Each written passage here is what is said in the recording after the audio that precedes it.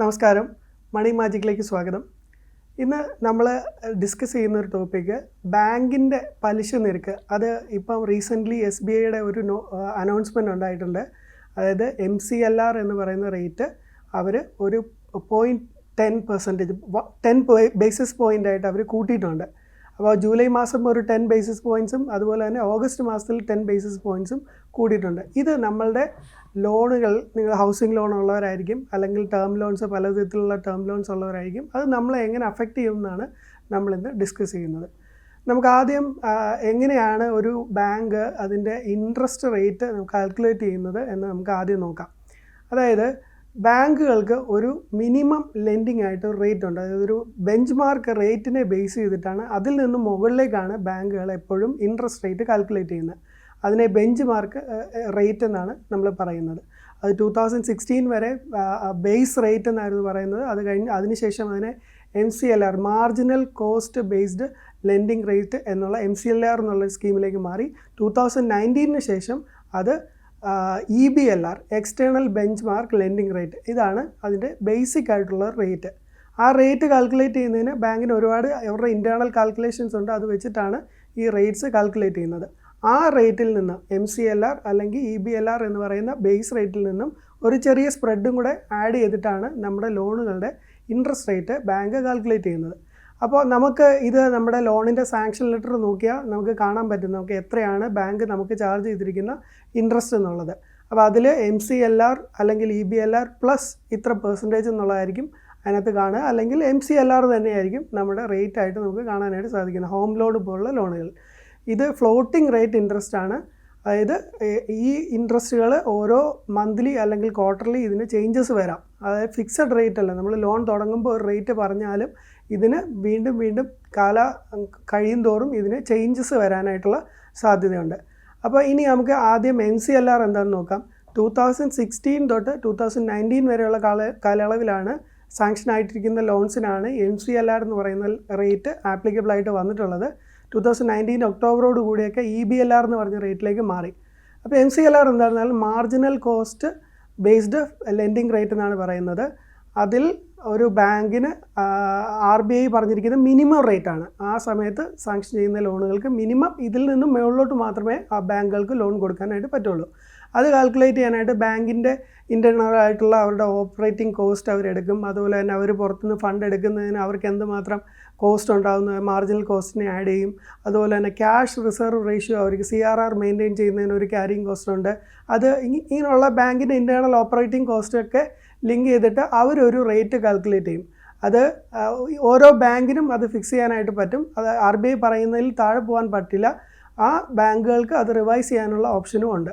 അപ്പോൾ ഇങ്ങനെ കാൽക്കുലേറ്റ് ചെയ്യുന്ന ഒരു റേറ്റാണ് MCLR എന്ന് പറയുന്നത്. ആ MCLRനെ ബേസ് ചെയ്തിട്ടായിരിക്കും നമ്മുടെ ലോണിൻ്റെ ഇൻട്രസ്റ്റ് റേറ്റ് പോകുന്നത്, ഫ്ലോട്ടിംഗ് ഇൻട്രസ്റ്റ് വരുന്ന കേസുകളിൽ. അപ്പോൾ നമുക്ക് ആ MCLR എവറി മന്ത്ലി, എല്ലാ മാസവും ബാങ്കുകൾക്ക് റിവൈസ് ചെയ്യാനുള്ള ഓപ്ഷൻസ് ഉണ്ട്. അപ്പോൾ അങ്ങനെ മാറുമ്പോൾ നമ്മുടെ ലോണിലും അത് ഓട്ടോമാറ്റിക്കായിട്ട് ആ ഇൻട്രസ്റ്റ് റേറ്റ് മാറി റിഫ്ലക്റ്റ് ചെയ്യും. അപ്പോൾ അതായത് നമ്മളിപ്പോൾ ഒരു ലോൺ ആദ്യം എടുക്കുന്നു. ആ എടുക്കുന്ന ലോണ് ആദ്യം ഒരു ഇൻട്രസ്റ്റ് റേറ്റ് പറയുന്നു. അതുപോലെ തന്നെ നമുക്കൊരു EMIയും പറയുന്നുണ്ട്, ഇക്വേറ്റഡ് മന്ത്ലി ഇൻസ്റ്റാൾമെൻറ്റ്. നമ്മൾ ഓരോ മാസവും അടയ്ക്കേണ്ട എമൗണ്ട്. ആ എമൗണ്ട് ആദ്യം നമ്മൾ പറയുന്നുണ്ടെങ്കിലും ഈ കാലം കഴിയും തോറും ഈ റേറ്റുകളിൽ വരുന്ന വ്യത്യാസം, MCLR പോലെ വരുന്ന റേറ്റുകളിൽ വരുന്ന വ്യത്യാസം കൊണ്ട് നമ്മുടെ ഇൻട്രസ്റ്റ് റേറ്റ് കൂടാം. അങ്ങനെ കൂടുമ്പോൾ ഓട്ടോമാറ്റിക്കലി നമ്മുടെ EMIയും കൂടും. അപ്പോൾ മിക്ക ബാങ്കുകളും ഇപ്പോൾ അത് കസ്റ്റമേഴ്സിനെ SMS ആയിട്ടും ഒക്കെ അയച്ച് അറിയിക്കാറുണ്ട്.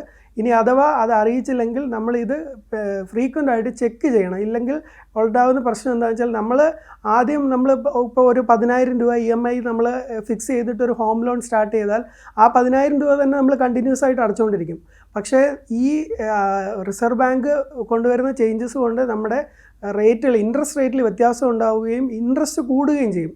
പക്ഷേ നമ്മൾ അതിന് ആനുപാതികമായി നമ്മുടെ EMI കൂട്ടിയില്ല എന്നുണ്ടെങ്കിൽ ഓട്ടോമാറ്റിക്കലി നമ്മൾ അടയ്ക്കുന്ന പൈസ ഇൻട്രസ്റ്റ് കവർ ചെയ്യാതെ വന്ന് ഫ്യൂച്ചറിൽ ഈ ലോണ് NPA ആവാൻ വരെയും സാധ്യതയുണ്ട്. അപ്പോൾ നമുക്കത് ഫ്രീക്വൻ്റ് ആയിട്ട് നമ്മളത് മോണിറ്റർ ചെയ്യണം.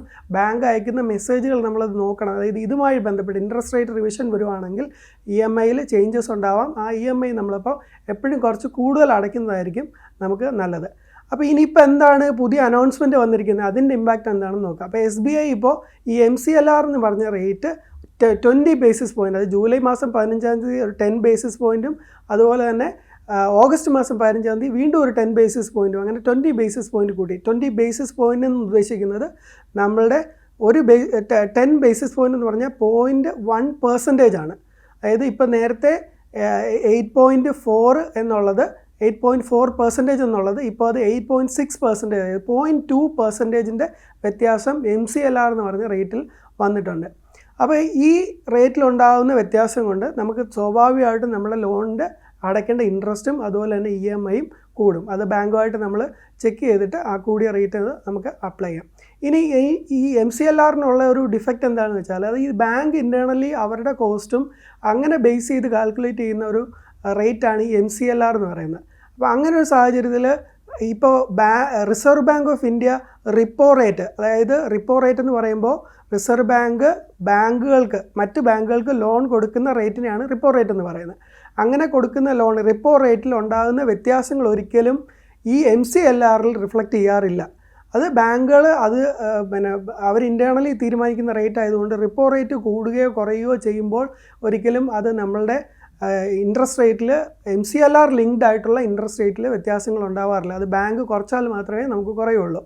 അപ്പോൾ അങ്ങനെയാണ് 2019 എന്ത് വന്നത്, EBLR എന്ന് പറഞ്ഞ റേറ്റ് വന്നത്. അപ്പോൾ EBLR റേറ്റ് വന്നപ്പം external bench mark based lending rate എന്നാണ് അതിന് പറയുന്നത്. അപ്പോൾ അത് റിപ്പോ റേറ്റുമായിട്ട് ഡയറക്റ്റായിട്ട് ലിങ്ക്ഡ് ആണ്.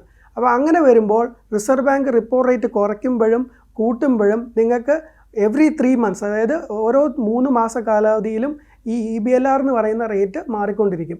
അപ്പോൾ റിസർവ് ബാങ്ക് റിപ്പോ റേറ്റ് കുറയ്ക്കുകയോ കൂട്ടുകയോ ചെയ്യുമ്പോൾ അതിൻ്റെ ഡയറക്റ്റ് ബെനിഫിറ്റ് അപ്പോൾ തന്നെ വിത്തിൻ നെക്സ്റ്റ് 3 months നമ്മുടെ ലോണിൽ നമുക്കത് റിഫ്ലക്റ്റ് ചെയ്യാൻ പറ്റും. ഇപ്പോൾ കൂടുകയാണെങ്കിൽ കൂടും, കുറയുകയാണെങ്കിൽ കുറയും. അപ്പോൾ നമുക്കറിയാം ഒരു 2020 കോവിഡൊക്കെ കഴിഞ്ഞ കാലഘട്ടത്തിൽ നമുക്ക് ബാങ്ക് ലോണുകളൊക്കെ ഒരുപാട് റേറ്റ് കുറച്ചായിരുന്നു. അതായത് ഹൗസിംഗ് ലോണൊക്കെ നമുക്ക് ഏകദേശം 6.5 അല്ലെങ്കിൽ 7 റേറ്റിലൊക്കെ നമുക്ക് കിട്ടുന്നുണ്ടായിരുന്നു. അപ്പോൾ ഇപ്പോൾ 9% അല്ലെങ്കിൽ 8-നും 9-നും ഇടയ്ക്കിലേക്ക് അത് കൂടിയിട്ടുണ്ട്. അതിൻ്റെ കാരണം എന്ന് പറഞ്ഞാൽ റിസർവ് ബാങ്ക് കൊണ്ടുവന്ന റിപ്പോ റേറ്റിലെ ചേഞ്ചസ് കൊണ്ടാണ് അത് ശരിക്കും അങ്ങനെ വരുന്നത്. അപ്പോൾ ഈ MCLRൽ ഇപ്പം SBI കൂട്ടുമ്പോൾ MCLRൽ തന്നെ കണ്ടിന്യൂ ചെയ്യുന്ന ആൾക്കാർക്ക് അതിൻ്റെ ഇമ്പാക്റ്റ് ഉണ്ടാവും. അവർ ആ ഇൻട്രസ്റ്റ് എത്രയാണോ അധികമായി വരുന്നത് അതിനനുസരിച്ചിട്ട് നമ്മുടെ EMI റീഷെഡ്യൂൾ ചെയ്തിട്ട് നമ്മൾ വീണ്ടും കൂടിയ എമൗണ്ട് അടയ്ക്കേണ്ടതായിട്ട് വരും. ഇനി അതല്ല, നമുക്ക് ഇപ്പോൾ എല്ലാ ബാങ്കുകാരും ഈ MCLRൽ നിന്നും EBLRലേക്ക് ചേഞ്ച് ചെയ്യാനായിട്ടുള്ള ഓപ്ഷൻസ് കൊടുക്കുന്നുണ്ട്. ഒരു ചെറിയ ഫീസ് അടച്ചു കഴിഞ്ഞാൽ നിങ്ങൾക്ക് MCLRൽ നിന്നും EBLRലേക്ക് മാറിയിട്ട് റിസർവ് ബാങ്ക് തരുന്ന ആ ബെനിഫിറ്റുകൾ നമുക്ക് അന്നേരം നമുക്ക് എടുക്കാനായിട്ട് സാധിക്കും. അപ്പോൾ ഇതാണ് SBI നമുക്ക് പുതിയ അനൗൺസ്മെൻ്റ് ആയിട്ട് വന്ന ഒരു MCLRലുണ്ടായ ചേഞ്ചസ്. ഇത് കാരണം നമ്മുടെ റേറ്റ്, അതായത് ഇൻട്രസ്റ്റ് റേറ്റ് കൂടിയിട്ടുണ്ട്. ആ ഇൻട്രസ്റ്റ് റേറ്റ് കൂടിയതുകൊണ്ട് EMI അതുപോലെ തന്നെ എല്ലാ ലോൺസും കോസ്റ്റ്ലി ആയിട്ട് വരും. പക്ഷേ EBLR റേറ്റിൽ ഇപ്പോൾ മാറ്റങ്ങളൊന്നും വരുത്തിയിട്ടില്ല. റിപ്പോ റേറ്റ് അതുപോലെ തന്നെ കണ്ടിന്യൂ ചെയ്യുന്നു. അതുകൊണ്ട് EBLR റേറ്റിൽ മാറ്റങ്ങൾ വരുത്തിയിട്ടില്ല. EBLR കണ്ടിന്യൂ ചെയ്യുന്ന ലോണ് ആ സെയിം റേറ്റിൽ തന്നെ ഇൻട്രസ്റ്റിലും EMIയിലും കണ്ടിന്യൂ ചെയ്താൽ മതിയാവും. Thank you.